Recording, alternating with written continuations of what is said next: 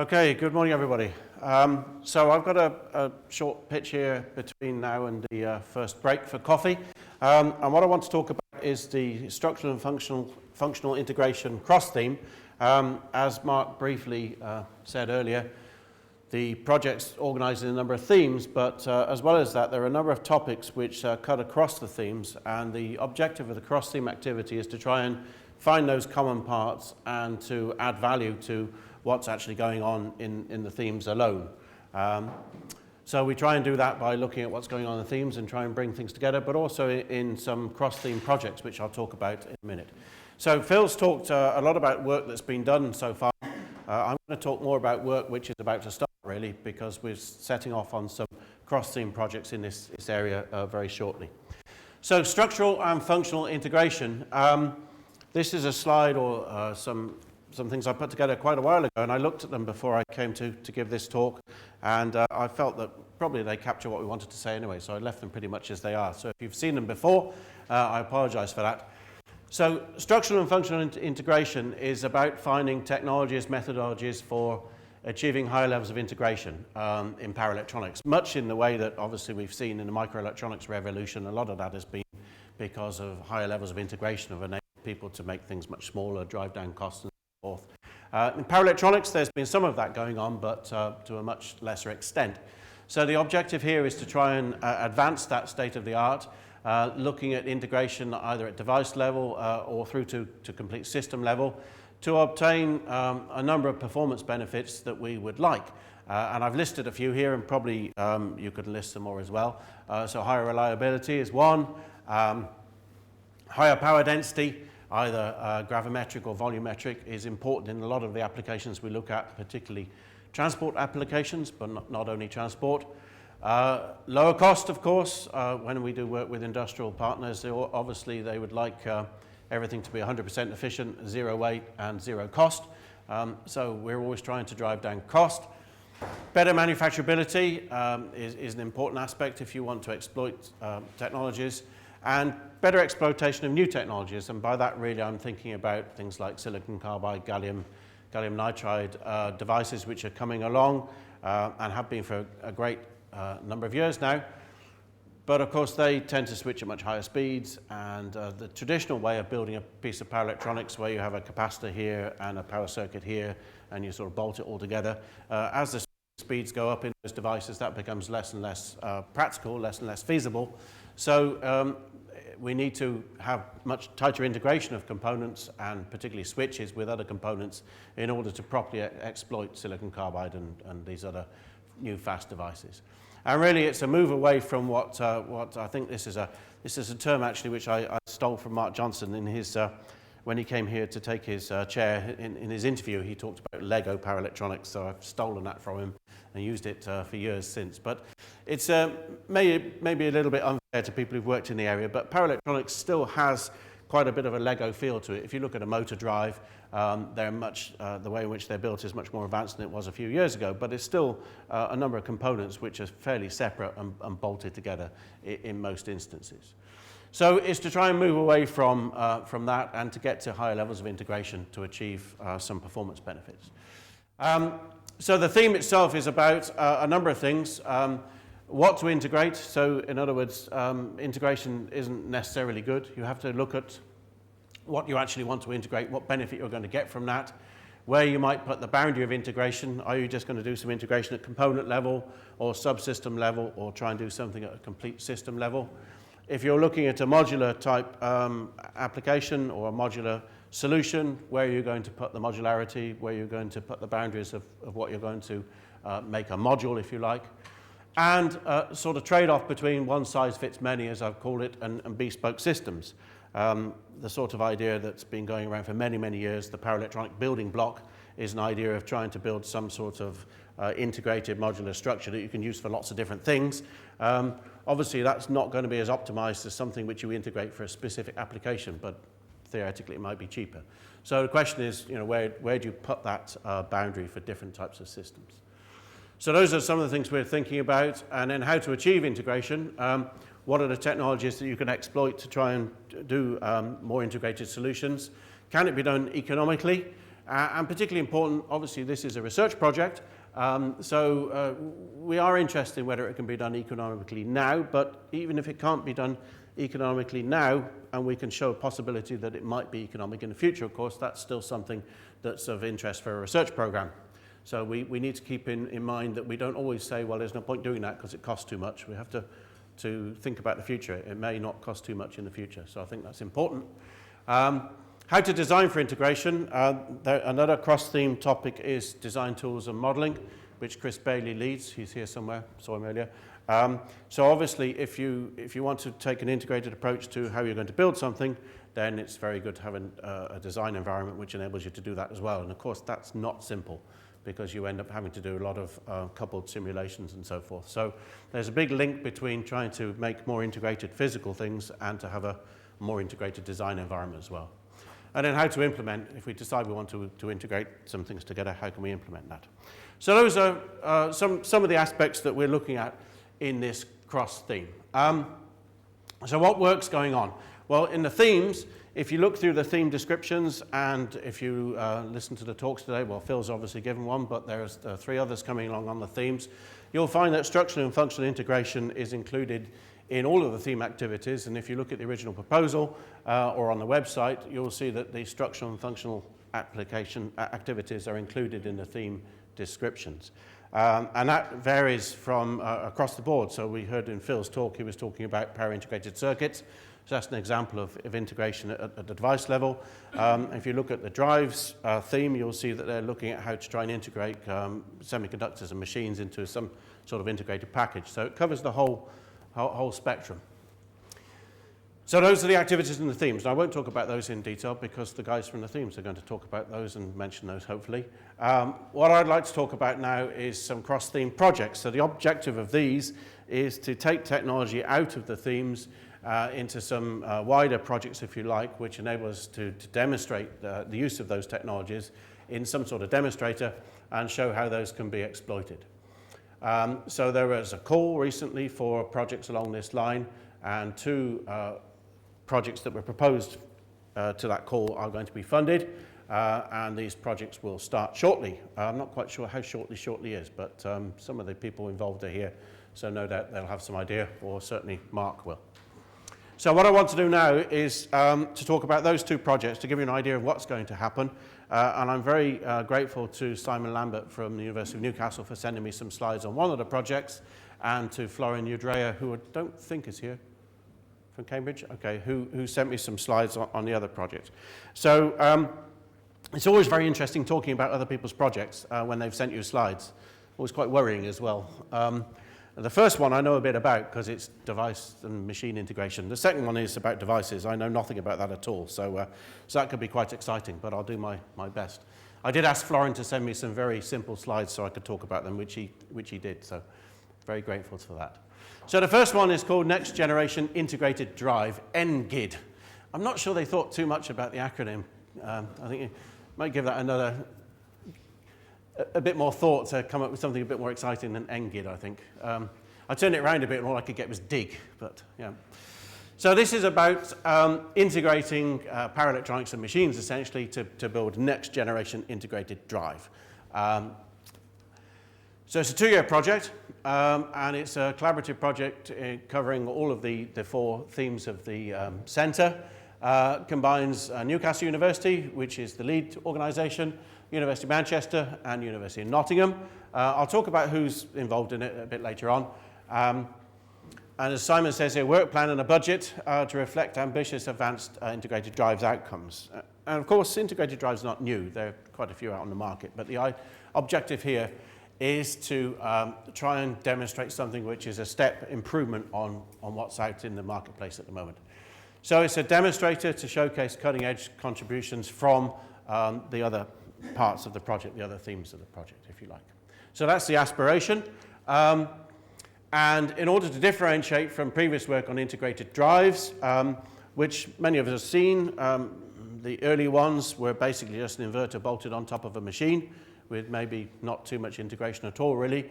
There have been some other ones since then where the power electronics is integrated somewhat more into the machine, but it's still pretty well separate. The objective here is to have proper integrated packaging of the devices, components and machines in some sort of strategic way which doesn't treat them separately, based on customized components and the famous holistic word, but holistic integrated design process. So in other words, we don't design a machine and then think, okay, how can we fix a power converter to it, or vice versa. We look at the whole project, a whole problem as one, and work out the best way to integrate the electromagnetics with the power semiconductors and the control and so forth, hopefully to come up with a step reduction in size and weight. Have you got figures for your size and weight reduction, Simon, or that's... Not off the top of my head, no. Right. They're in the proposal. They're in the post, right, okay. Oh, in the proposal. I thought you said they're in the post. Yeah, in the proposal. Okay, so to try and do something really much more adventurous than the current state of the art in integrated drives. Okay, some of the technologies they're going to use. So they're going to use unpackaged wide bandgap devices, so directly connected to machine conductors. So it's a very high level of integration in the machine and the semiconductors. So we can work at higher frequencies, hopefully work at higher temperatures. With wide bandgap devices, we can get lower loss. Obviously, when you're trying to integrate a machine and a power converter, the amount of loss is critical because the cooling is a big problem. By going at higher speeds, hopefully we can reduce the size and volume of any passive components that we need for filtering and so forth, and therefore we have an opportunity maybe to integrate some of the magnetic components into the machine. They want to increase the modularity and torque density within the machine using new materials, new insulations which allow higher temperature, new construction methods, and particularly, unlike most integrated drives so far, they want to go at high speed, which makes the machine obviously more power dense. It's much easier to do an integrated drive on a low speed machine because obviously as you go up in power, as you go up in speed, the machine gets smaller and it gets more and more difficult to put the power electronics of a given power into it. So I think they've made your life quite hard for yourself here with trying to get a power converter in a high speed machine. All the ones we've done have been fairly low speed. So that's a real challenge because the power density of the machine will be very high at high speed, and to match that with the power electronics is a critical problem. An integrated thermal design and cooling system. Most of the integrated drives at the moment have got a barrier between the converter and the machine to stop heat going either way, and it's not really very well integrated. So the objective here is to try and integrate the cooling more closely. And then improve the EMC through very close coupling of all components. Obviously, EMI is a problem in drives. If the converter and the machine are very close together, you solve a lot of the problems that you get with EMC filtering requirements, for example, which in a standard drive, the amount of EMC filtering you need is typically just depend on how big the output cable is. So if the output cable is only ½ an inch, then you hopefully have some benefit. Okay, so feed in from the various themes. So from drives, there's some work on integrated drives in the drives theme itself, so there's some work on that, on the machine design. Macro thermal, I had to ask Simon what that meant. That means lump parameter thermal modeling. And some work on high temperature materials going on in the drives theme, feeding in. From converters, compact converters, so the work on structural and functional integration in the converters theme, some work on control and controller converters all going in. Components, work on various work with bare dies, various work on interconnects and gate drives, and then from devices, mainly looking at characterization and advice on what the possibilities in future devices are going to be. So all that feeds into a demonstrator, which hopefully has high power density, high torque density, high temperature operation, high speed, and not quite zero cost at the moment, but we're hopefully getting there. And some of the technologies which are feeding in, so the aspect of high power density, so we need low loss compact converters, need a compact machine, need high efficiency. High torque density is all about maximizing the magnetic performance, working with very high currents, how to deal with very high current densities and relatively large rotor volumes. High temperature, so we have a harsh environment operation, try and operate at higher power, and looking at different device mounting operations, options for high temperature. Then high speed, of course, mechanical constraints. If you go fast enough, the controller becomes a little bit of a problem because you need very high controller response and fast switching activity. So key points down here. It's not going to be based around commercially packaged devices.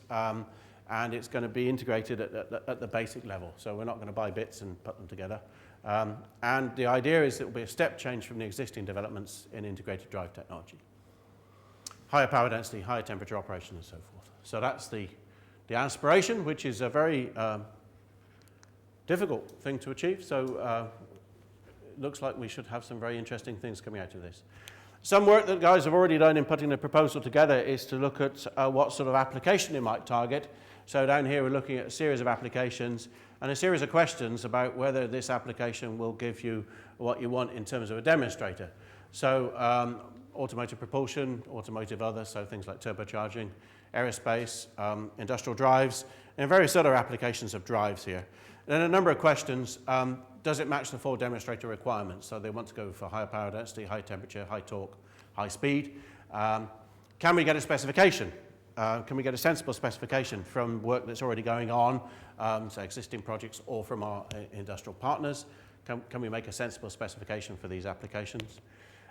Is there enough potential for getting academic interest and output, so papers and so forth? Is it interesting? Well, I think whatever you do in this area is going to be interesting, but is the integration advantageous for the application? There's no point in targeting an application where there's no point in making an integrated drive. And is it achievable within the scope of the project budget and time? So 2 years and 6 man-years of activity. So having thought about all these things, the application which the team are going to look at is automotive propulsion. So that's the one they're going to look at in order to produce some sort of demonstrator. Okay, the project's organised in 3 work packages. One basically looking at the machine type activity, one looking at the drive integration and thermal management, and one looking at the control. I won't go through the various tasks. You can see those. This presentation will be available later. The team. So the team is Newcastle, is led by Barry Macro, who's the PI, although Barry was at very great pains to tell me that Simon has been doing most of the legwork on this project. Simon's not very good at blowing his own trumpet, I don't think. You need to improve on that. So I've seen a lot of the email collateral that this project has generated in being put together, and I can see that Simon has been driving it pretty hard at Newcastle. So a very good job there, Simon, getting that together. So there's a team at Newcastle, Barry, Simon, and Nick. Then at Manchester is Judith Apsley. Is Judith here? No? Andy's here somewhere. Andy Forsyth, yep. And Sandy Smith. And then at Nottingham is Leanne Pringham, Liliana DeLeo, and Mark Johnson. So those are the team that are heading up the activity. Okay, so that was the integrated drive project that's going to start soon. The next one I want to talk about briefly is the project that's being funded, led by Florin Udrea. So thanks to Florin for sending me these slides. And this is completely different. So it's again structural and functional integration, but at different end of the spectrum. So this is looking at LED drivers using lateral IGBTs and new types of assembly. So let's have a look through this. So here's a fairly well unintegrated LED driver that you might buy at the moment with lots of separate bits on it and separate components and so forth.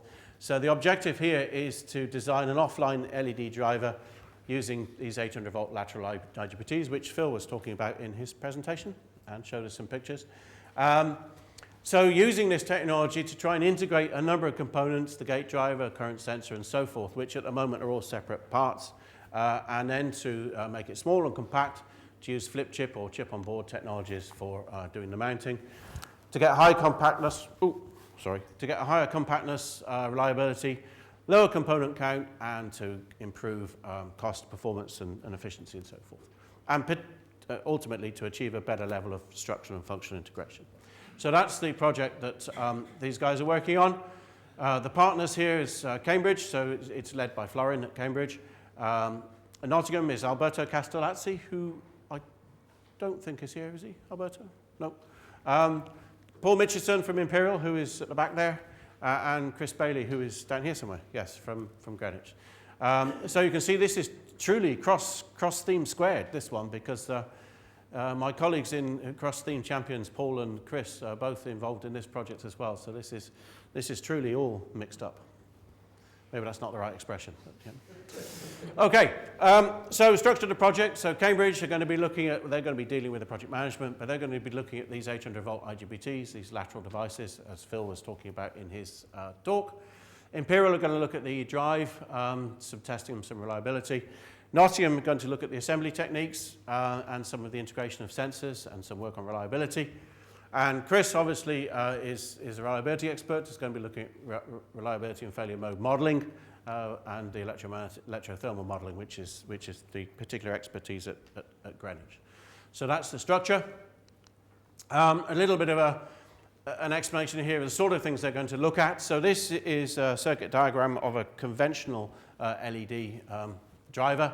And you can see it basically looks like a piece of power electronics with lots of separate bits. So some startup circuit here, high voltage snubber, some other parts here, and the main power switch here, and a current sensor. So what Florian's shown here is how we can try and integrate all of these things. So you can get rid of this with some sort of integrated MOSFET. This part isn't required if you use the lateral IGBT. These parts here can be integrated in some chip-on-board package.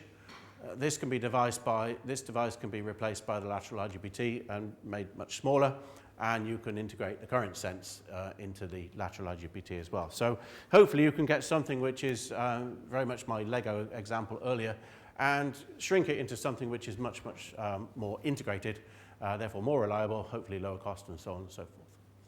And the next slide just shows some example of how they're going to try and achieve that. So this is the standard MOSFET that's used in a 5-watt LED driver. And in here is some example of the sort of things they're going to try and do. So here's their 800-volt IGBT, another smaller one here, and a startup MOSFET sat here. And the idea is that you can, because they're lateral, you can integrate them much more easily rather than having a vertical device where you have all these connections to the top and so forth. And plus the fact that it's a lot smaller. So the idea is it's easier to interconnect, and the components are smaller. So there should be quite a lot of benefit from going to this approach rather than the traditional approach. So that's what the guys are going to be working on, led by Florian at Cambridge, on the other structural and functional integration project. And hopefully next year's conference, we'll see some results from these two projects. So, summary. Core work on structural and functional integration continues in the themes, and we'll hear some more of that from my colleagues later on in the day. We've got two ambitious and quite diverse structural and functional integration cross-theme projects, particularly demonstration project. I think it's important. We're going to build some hardware here, demonstrate these ideas. They've been funded and will start soon. I think Mark will say a bit later on about something about the timescale for that. I've said many brackets most, well, I think many brackets some, of the project investigators are here today and tomorrow. So if you want to find those guys and ask detailed questions about what I've just tried to talk about, then ask them and not me, because you'll get a better answer from them. And I think they'll be around in the sessions.